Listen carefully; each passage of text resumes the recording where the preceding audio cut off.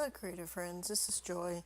So, I have another art journal page that I'm doing in my new Dinah Wakely art journal, and I decided to use these crayons to put color on the page.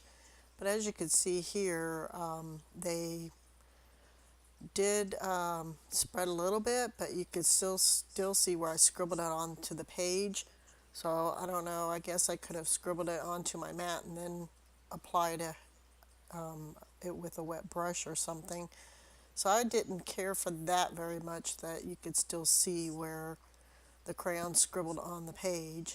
And I had to be careful because the more I wet the page to try to spread the color, the more it started peeling.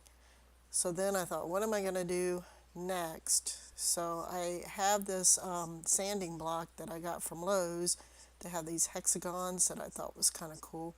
So as you see here, I just rolled on some white paint and stamped it onto my page, which I liked it better then. So then I went through my book that I had all my stamped images in and decided what I was going to put on this page. And I decided to put these couple of stamped images on the page that I had in my book. So I'm just quickly cutting them out.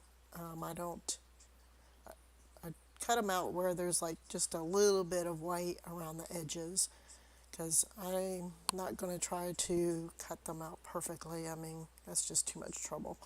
So doing it this way makes it quick and easy, and also, you know, makes it so I can cut it out, but get it as close as I can.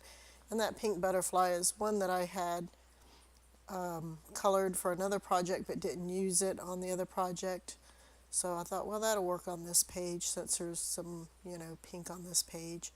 So then I got out my Arteza watercolor pens and quickly colored the stamped images with the watercolor pens. These are fairly new, and I've been having a lot of fun using them to paint my stamped images with.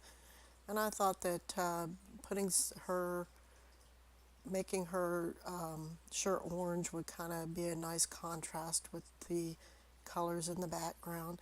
And this particular pen was the only one that was closest to skin tone, so it's a little orangey, but yeah, it works. And then color her eyes and her lips. And then with the butterfly, I decided to quickly add some color to it as well. And it basically says that if your dreams don't scare you, then they're not big enough, or something to that effect. But I really like the saying and what it says, so I think it's kind of neat. I have these flowers that I had cut out for another project kind of sitting on my desk. I thought, well, so I wanted to add something more to this page. I thought, well, I could, you know, add those or use these on this page as well. So I picked out what flowers I wanted to use on the page and what configuration that I wanted to put them down on the page with, and then I proceeded to glue everything down.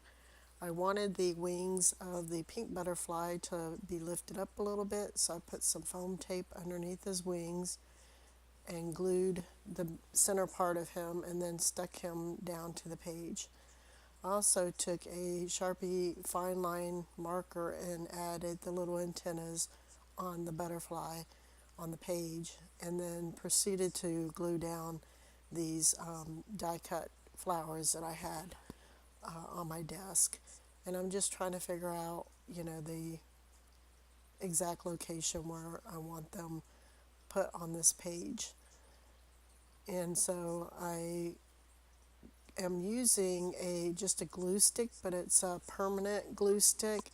Whenever I like to use glue stick for gluing images down, but I always try to look for ones that say permanent. That way I know that they're going to hold.